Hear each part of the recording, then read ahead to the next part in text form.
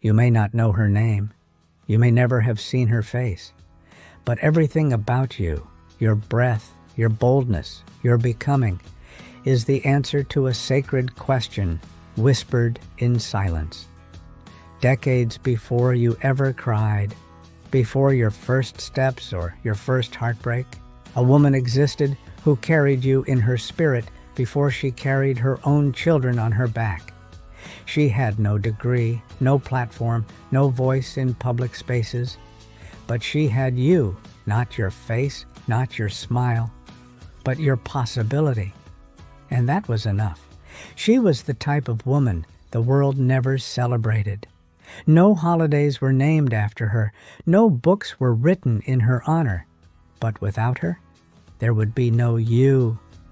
She wasn't famous, but she was faithful. She was never invited to stand behind podiums, but she stood behind people, behind her children, behind her dreams, behind her grief. And in that quiet standing, she held something, a vision too heavy to carry, but too sacred to drop. You were in that vision.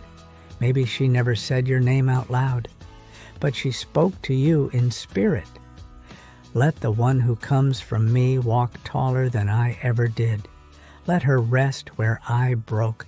Let her speak where I was silenced. Let her be free in a way I never learned how to be. It wasn't just one woman. It was 100 years of them. Women who never met each other, but somehow carried the same prayer like a torch in the dark. A prayer passed down through hands that knew labor, through backs that bent without breaking, through nights filled with crying that had no language.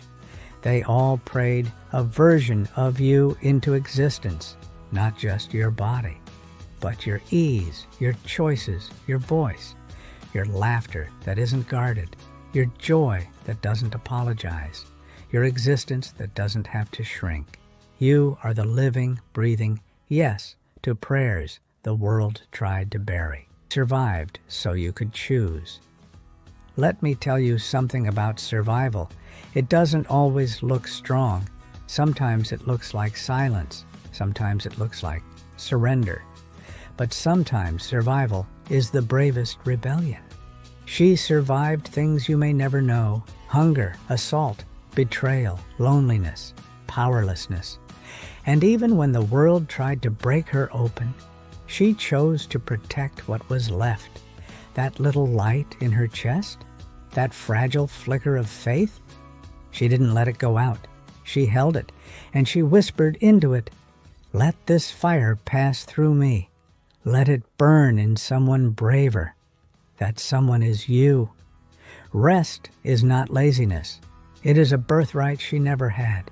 She didn't have the space to sit down. She had children to feed, a house to clean, a husband to fear or endure, a system to survive. But you can rest, so rest for her. Every time you light a candle and close your eyes, you honor her. Every time you say no without guilt, you rewrite her story. Every time you sleep peacefully, you give her soul what she never received in life. Peace. She walked so you could rest. She obeyed so you could decide. She was invisible so you could be seen. You are not a mistake. You are not too much. You are not lost. You are the harvest of generations. You are the product of sacrifices you never saw. You are the echo of a woman who never gave up. You walk through life wondering if you're enough, but you are more than enough.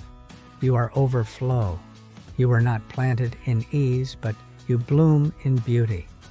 And it wasn't just for you, it was for her too.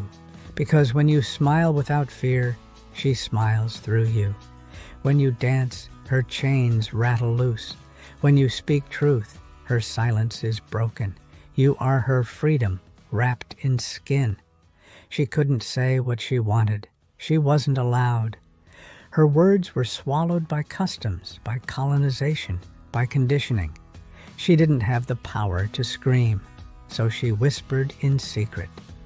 Now you have voice, so speak for her. Speak for every woman who had to bow her head just to stay alive.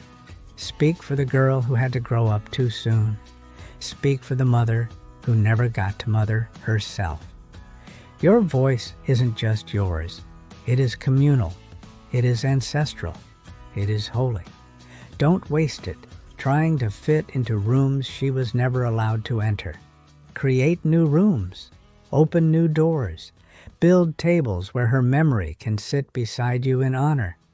You are the ladder of your grandmother's grandmother, the tail end of 1,000 silent dreams, the fruit of a tree she never got to sit under, the daughter of daughters who were told they could never be more. But you're the more.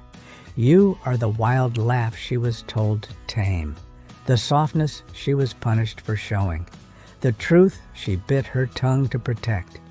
You are her last hope and her first answer. You're not just her legacy. You are her revival. So when you walk, walk with power. When you weep, weep without shame. When you win, don't apologize. Every time you rise, you lift her memory with you.